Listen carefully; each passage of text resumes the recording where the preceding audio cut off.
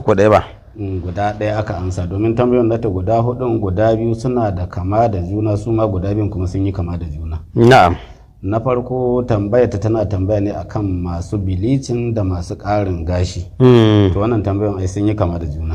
Haka ne, su ne kuma wanda muka kawo aya ta falayughayyirun khalqallahi ko yawa wanda canza halitta ce ta Allah. Akwai abu na kwalliya wanda shi Allah ya yi magana shi hamma ya ce wala yubdina zinatahunna illa li bu'ulatihinna, wato abubuwan da ya zama na kwalliya ne ba wai an canza halitta bane. Akwai abun da kuma karara canji ne ga halitta, to wannan shi haramun ne. Sannan kuma sai abun da za a munafurci wani wanda yake son matai, kamar yanzu misali kila wani shi yana so ya aure mace wadda take da gashi, to shi kenan sai ya ga wannan baiwa Allah gashi har gadon baya ashe a shago aka so wannan gashi na doki ne. Yawwa na doki ne, to sai da aka zo kawai aka daura aure ana ta murna komai da komai, ashe gurgurarren kai gare ta baiwa Allah to wannan kaga shi yaudara ne, ha'inci ne, kuma in ya sake ta bai yi laifi ba. Akwai auren da dama ko sadda aka ɗauki auren aka gama aka yi guda aka kai amarya, to mushe ne aka kai, saboda an shirya ƙarerai da yawa cikin shi.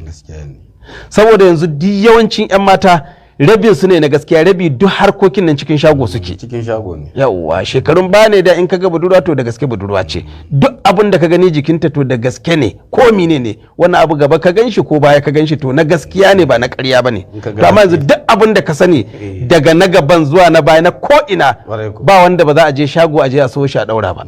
Hasken ma na hoda ne. Shi kanshi da hasken da komai duk abin da ka tunda ce ma gaba da baya mai na ruwanka. Duk abin da ka gani akwai wanda kawai a cikin shago za a je a ɗauko su a za a rataya.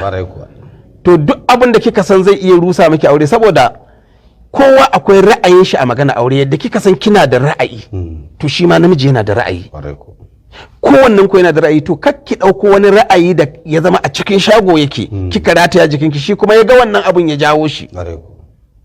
Wannan aure matacce ne. Wannan aure da mace matacce ne kwata-kwata, saboda za ki rika haɗuwa da ɓacin rai. Duk wani abu wanda zai burge ki ko ya maki wata abu na kyautatawa ba zai ba, tunda ya gane kin yaudare kin yi ƙarya.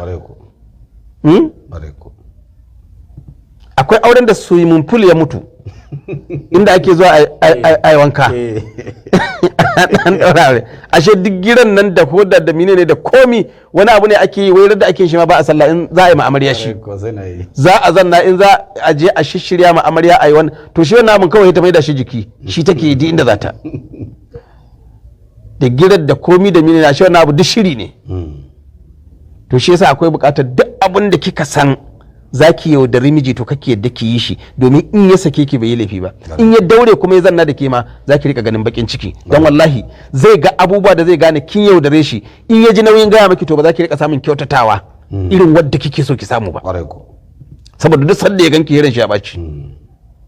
Tunda ai danwara ce kike kai, damfara ce kuma danwara ba ce, danwara ce da he ta yi shi ustaz ne bawan Allah, ba ruwan shi ma da bincike in ya ganki ma yana dan soke kai haka saboda imani.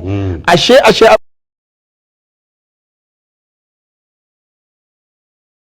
shi ma da bincike in ya ganki ma yana dan soke kai haka saboda imani. Ashe abubuwa duk shirya suke kai na ƙarya. Shi ba dan zamani bane balle wani dogon bincike. Yawa mai saurari da zama da haka lallai wannan abun ya kamata a kiyaye. Falayughayyirun khalqallahi ne. To sai mi gaba. Sai tambayoyin guda biyu su ma